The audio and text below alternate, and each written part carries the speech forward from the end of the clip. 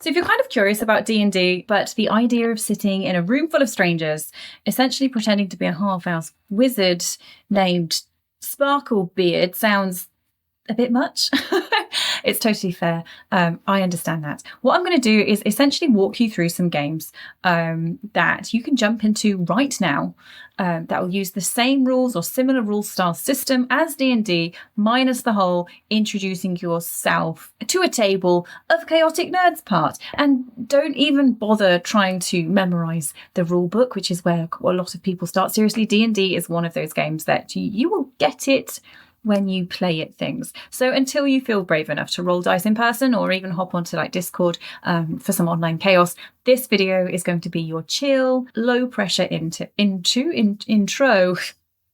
to the world of D&D. I'm going to start with the big boy. It has to be obvious, Baldur's Gate 3. I am on my 4th playthrough of this game. I don't think I've actually stopped playing it. You've seen the memes, right? The bear scene, the romance options, the fact that everyone's thirsting over Astarion like he's vampire Draco Malfoy. Yeah, that one. But here's the thing. This game isn't just internet meme famous. It's insanely good. Like Game of the Year good. Not only is it one of the best D&D games ever made. It is up there with the best fantasy games, period. Think Skyrim's chaotic cousin, but with actual consequences for your terrible decisions. I don't think any video game campaign can fully capture the total chaos of D&D in real life.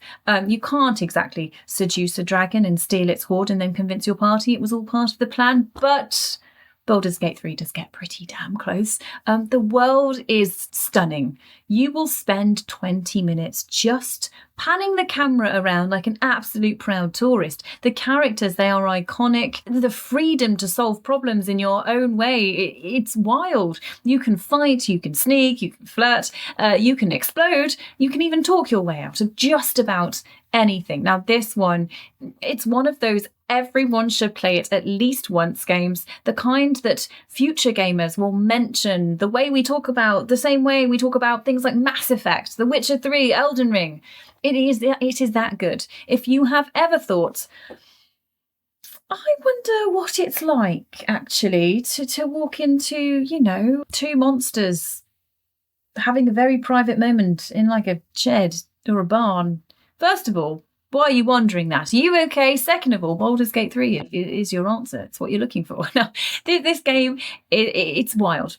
Top-down, mostly turn-based RPG. It's set in a world called Faerun, where basically it's like Middle-earth's chaotic cousin who listens to like way too much Megadeth and has trust issues. Now, there's a creepy cult rising up. The world's on the blink of a disaster, and surprise, you've got a mind-controlling like space worm just sitting in your brain like an unwanted Airbnb guest. Your job is to, save the world, make some questionable moral choices, and then fall in love with people or the vampires who will definitely betray you at least once and maybe, just maybe, keep that brain parasite from turning you into a psychic calamari. Now, it's kind of like if Game of Thrones and The Witcher and Love Island all got thrown into a blender and someone rolled a natural 20 on chaos. For context, essentially, to make it easy-ish to understand,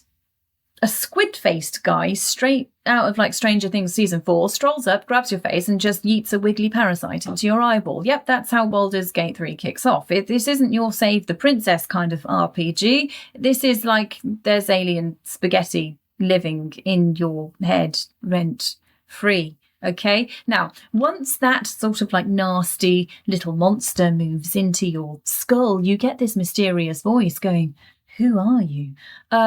Which, sure, it is just the game asking you to make your character. But it's also become a bit of a running theme because after 70 plus hours of exploring, fighting gods and flirting around campfires, and occasionally setting myself on fire by accident, I still wasn't sure of the answer to that question. I don't know who I am. You've got like a whole party of chaotic weirdos to tag along. You've got a grumpy warrior who threatens everyone, a vampire with way too much swagger, and a wizard who thinks he's God's gift to the world. Looking at you, Gale.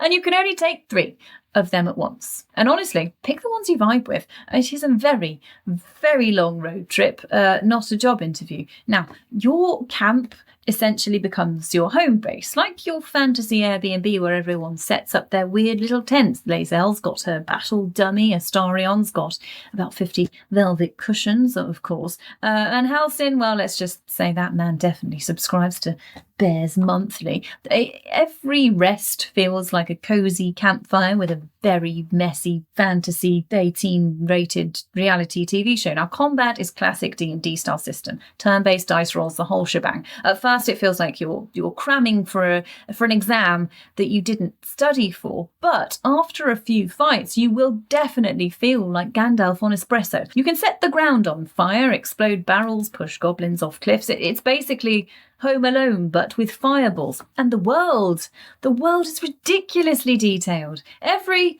I wasn't supposed to go in there moment has been a story. You can even get to wander, like I said, into a barn and catch a bugbear and an ogre. Yes, that's still living in my head. They're getting to know each other biblically. They're not thrilled when you interrupt, but also you can do drinking contests until people have exploded. Befriend a dog, and then you can actually start a small cult. It's all possible. But by the time you reach the actual city of Baldur's Gate, it's like walking into a fantasy version of New York. It's like total sensory overload, but in the best way. Every corner's like a quest, a fight, or someone weird trying to flirt with you. Sure, the final act leans a bit heavy on big battles, but the fact that you can literally solve most problems however you want, stab, sneak, flirt, explode, or politely convince, it makes it all a masterpiece. Now, when I finished my first playthrough, I immediately started over. Not because I missed anything, because I definitely did miss loads, but because this game's world it's so alive. It feels like it's still happening even when you log off. Play it.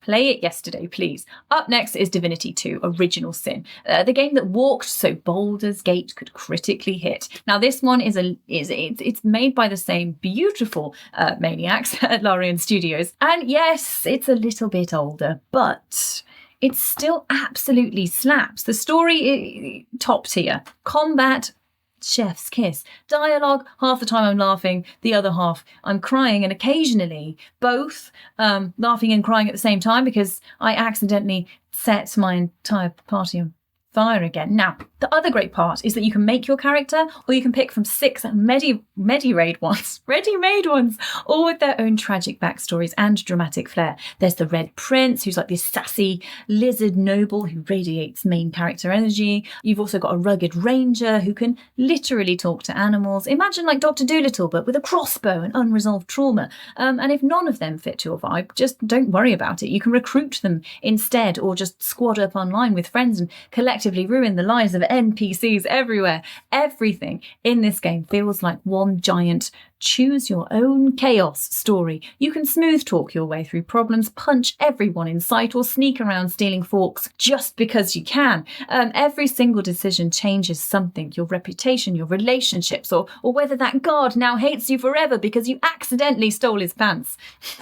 The writing is sharp, the world is massive, and it's full of those wait, did that happen moments? And it makes you want to just immediately replay it. Honestly, Divinity Original Sin 2, it didn't raise the bar, it bloody launched it to orbit. And then it wrote a love letter to classic D&D while it was up there. So yeah, if you have finished Baldur's Gate 3 and you're currently staring into the void, wondering what to do with your life, this is your next stop. It's got the same Larian magic, a ton of freedom, and enough fire spells to just keep your screen permanently growing orange. So if Divinity Original Sin 2 opens up with this ridiculously fancy character creator, like I mentioned, you know the type, the sliders for everything from eyebrow thickness to how tragic is your backstory, and then it hits you with like 20 skill options. They all sound like they were made up during a fever dream. You've got Geomancer, Pyrotechnic, Hydrosophist, and I barely know what my tax bracket is. Don't ask me to manage elemental magic. Now, thankfully, the game, it does give you, like I said, a few pre-made heroes that don't like immediately spiral into decision paralysis. And after all that, if you don't like your own character, you can just literally make or break your own story. The badass elf assassin in your game, she might be your loyal companion. In mine, she electrocuted herself in a puddle during a fight and then face planted like a classic Looney Tunes character.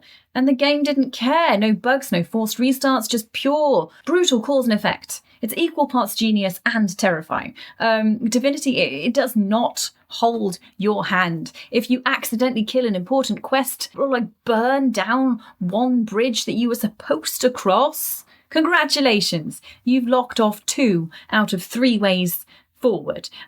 There's no like, are you sure you want to do that prompt? Just cold silence and a faint whisper of, wow, you fucked up. I once had to tiptoe through like this quest line like it was a tightrope over a flaming pit of lava, like Shrek and Donkey on the way into the castle.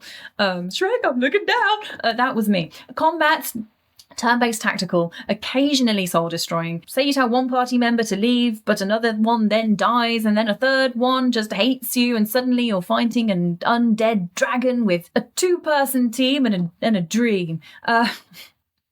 Explorer mode is great for beginners though. It's basically what gives you your pity armor, but even then it's not exactly relax and vibe.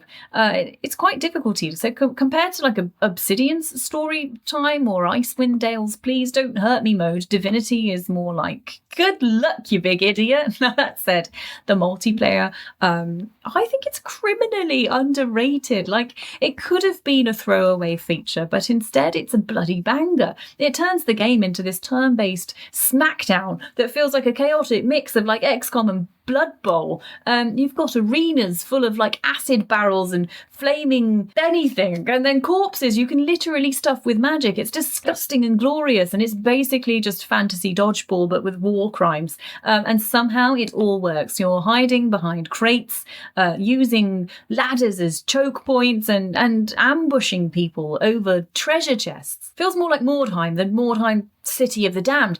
Every match is pure chaos in the best way, and the perfect showcase for all the ridiculous spell chaos that make Divinity special. Honestly, Divinity Original Sin 2, it feels like the tabletop campaign your DM would never let you run because it's too unhinged.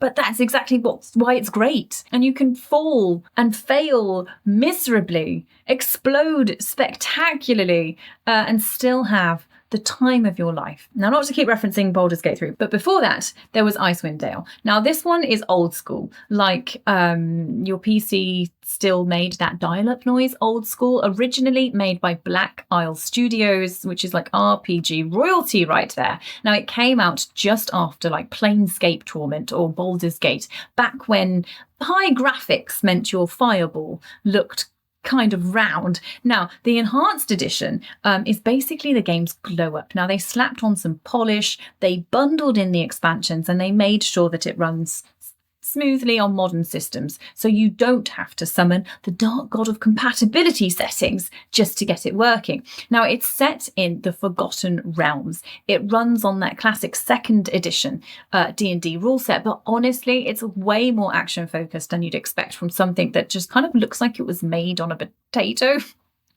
That's the perfect pick if you don't care about moral dilemmas and romance subplots and you just want to jump straight into smiting goblins and yelling, go for the eyes, or go for the eyes, if you know, you know. Think of Icewind Dale as the old school metal band that still absolutely shreds even now. Maybe not as flashy as like its modern descendants, like it's like if you're comparing Black Sabbath and Sleep Token, right? But it's full of pure chaotic soul. It's gritty, it's fast-paced, it's unapologetically D&D in all of the right ways. From sort of like from the second you boot it up, Icewind Dale basically grabs you by the shoulders and it growls, I am an old school D&D adventure, none of the fancy cinematic nonsense, okay? And honestly, you end up just being like, cool, respect that. You start off with 6 adventurers hanging out in a cozy little tavern in East Haven, you know, classic party meets in a tavern energy, when a mysterious stranger strolls in and says, hey, want to go on a quest. And because this is D&D logic, everyone immediately agrees without asking for hazard pay. Now, cue your epic trek across the frozen north of Faerun and the home of snow and misery and more wolves than any one person should have to fight. Now, the story acts as kind of like a prequel to like R.A. Salvatore's Icewind Dale novels, which, to be real, they're fine. They're not exactly like literary masterpieces, but the game more than makes up for that with pure atmosphere. You can practically feel your party catching frostbite through the screen. And I'm not being dramatic, I promise. For the uninitiated, Icewind Dale, it runs on the same Infinity engine as Baldur's Gate and Planescape Torment. The glorious, like I said, top-down, clicky-click era of RPGs. But where those games were all about deep storylines, emotional trauma, and philosophical questions about the nature and of the soul, Icewind Dale, it's more like, hey, should we go kill some stuff in a blizzard? Even the enhanced edition, it doesn't try to reinvent the wheel. It just polishes it up a bit. It adds some nice extras, and it makes sure it won't explode when you run it on a modern PC. It's still that crunchy, old-fashioned dice roll heavy experience that makes you feel like you're sitting at a real tabletop session with your equally underprepared friends. Basically, if Baldur's Gate 3 is the flashy new Netflix adaptation, Icewind Dale is the grainy VHS original that still hits harder than it has absolutely any right to. Now we're going to go full like Macklemore, I'm in your granddad's clothes, because this is like the granddaddy of games. You know, the guy who still calls everything an RPG masterpiece because he's been playing since like the 70s. We're going to go with Baldur's Gate 2 Enhanced Edition. Back in the day, early D&D games, they had you sort of wandering around in first person, looking like a pixelated eyeball bumping into walls, and then Baldur's Gate rolled in with this chef's kiss isometric view. Basically the digital equivalent of playing around a D&D table with miniatures and too many snacks. You see everything from above, watch your dice rolls, and then you feel like a tiny god directing the party's every questionable decision. But what really makes Baldur's Gate 2 legendary isn't just the look, it's the writing. The story is insanely good. Like, why is this 20-year-old game still written better than half of Netflix looking at you, Witcher? Every quest feels handcrafted, every dialogue choice matters, and the moral dilemmas will make you question your alignment harder than a chaotic, neutral rogue at confession. Case in point, early on, there's this side quest where there's like a grieving father and he asks you to retrieve his son's body from a temple, and you can go full murder hobo and just slay the guards, bribe them to look away, or plot twist to find a stolen bowl, return it to a priestess, and she'll help you sneak in and out like a total pro. And that's the kind of think outside the dice box storytelling that made this game absolutely legendary. And yeah, the original version still holds up surprisingly well. If you don't mind the occasional janky menu in the ancient UI, but the enhanced edition from Beamdog, it smooths it all out. It's better visuals, quality of life tweaks, and the convenience of running on modern systems without obviously sacrificing that classic charm. If Baldur's Gate 3 is like the shiny, we've gone down these comparisons, I'm not going to keep doing it to you, but essentially this is like the old school epic. It taught us how to roleplay in the first place. If it's pure D&D energy, it's tactical combat, it's juicy writing, and it's enough moral grey areas to make you feel like you're failing an ethics test every 10 minutes.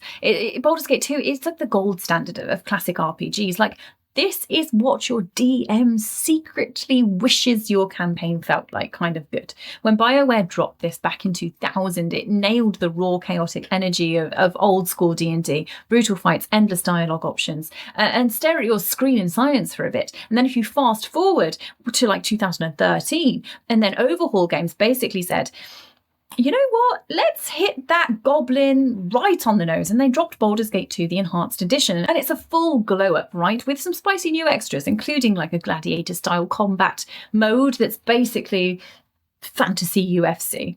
It is a lot of game. There's sprawling storylines, complex characters, and enough side quests to kind of make you forget the main plot for 30 hours straight. But even after all this time, it's still one of the most authentic, I think anyway, D&D experiences that you can get on a computer. No other game kind of captures that, my wizard is all out of spell slots and the cleric's dead absolute panic like this one. The enhanced edition, it smooths out those rough edges, sharper visuals, obviously, modern performance with a bunch of added content, and it actually feels thoughtful instead of like just tracked on. And considering how rocky that the first enhanced edition launch was, this one is kind of like watching a redemption arc in real time. So yeah, if you want to experience D&D at its purest, think of like the drama, the dice rolls, the questionable life choices, then Baldur's Gate 2, the enhanced edition, is the video game equivalent of a legendary campaign that you are going to brag about for years. Now, my final entry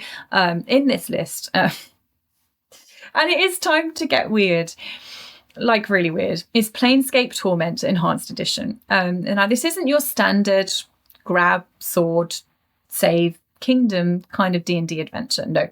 Here you play as the Nameless One. Now this is like this guy. He wakes up in a morgue completely covered in tattoos and he can't remember who he is. It's less chosen hero and it's more like undead amnesiac with commitment issues.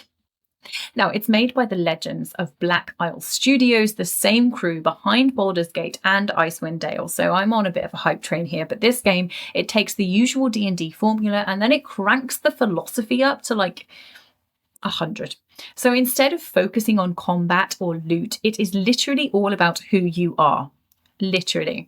Every choice you make shifts your alignment. It's changing how people treat you, which quests open up, and how the story unfolds. And if you want to be a selfless do-gooder, that's cool. But if you prefer to lie and steal and flirt your way through an existential crisis, even bloody cooler. It's like D&D meets the Good Place, you know, that show on Netflix, with a sprinkle of like Silent Hill and then a dash of emo poetry. The writing, honestly, it's phenomenal.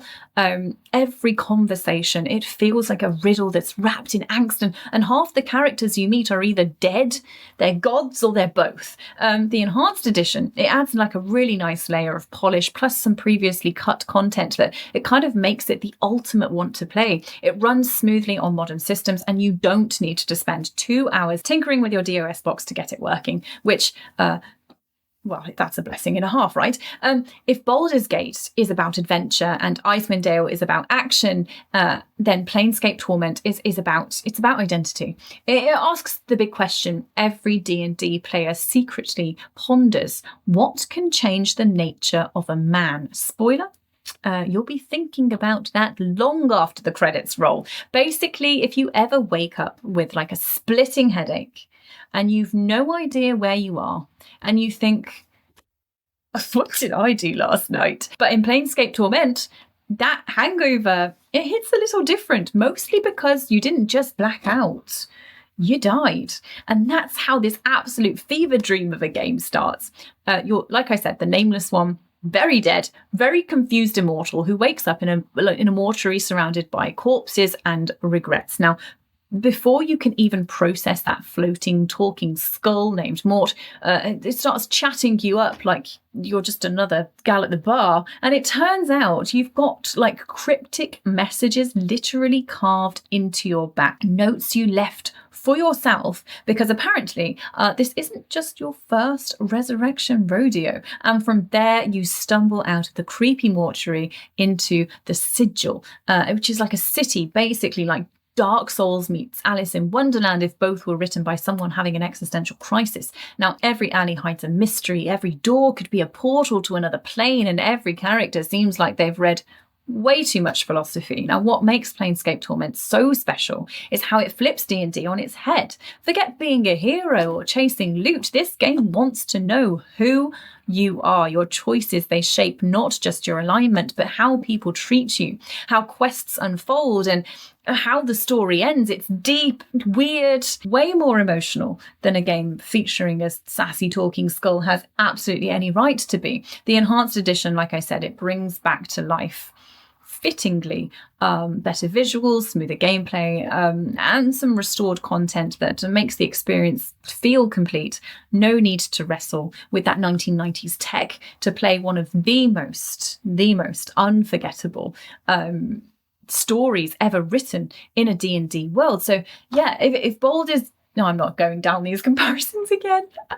This game is just a vibe. I implore you to check it out. So I think this has been kind of like a crash course in D&D without ever having to awkwardly introduce yourself as like Thistle Whisper with chaotic good to a bunch of strangers. Whether you want to romance vampires in Baldur's Gate 3, whether you really want to accidentally set yourself on fire in Divinity Original Sin 2, freeze to death in Icewind Dale, or question your moral compass in Baldur's Gate 2, or honestly straight up have an existential crisis with a talking skull in Planescape Torment, then these games, they are all peak D&D energy in their own ways. Dice rolls and chaos and emotional damage are all included. They will teach you kind of most things that you need to know about the vibe of Dungeons and Dragons, how to improvise, make questionable decisions, and then try to pretend they were all part of the plan all along. Basically, they're the perfect training montage before you jump into a real life campaign. And who knows, after a few hundred hours saving the town, setting things on fire and emotionally bonding with your digital party, you might finally be ready to grab some dice, or even hop on Discord and introduce yourself to that table of chaotic nerds. I promise you, we're not scary. And once you've got that first session out of the way, you will love it. You'll love it. Anyway, just remember, I don't know, I was going to do something cringy and like a really cool thing to say, and I've forgotten. I'm just going to say, don't touch the suspicious glowing barrel, or do. Anyway, I'm only going to implore you one time to please do all those things you need to do to support my tiny channel, and I hope to see you in the next video. Oh, I said tiny, to support my channel. You know what I mean.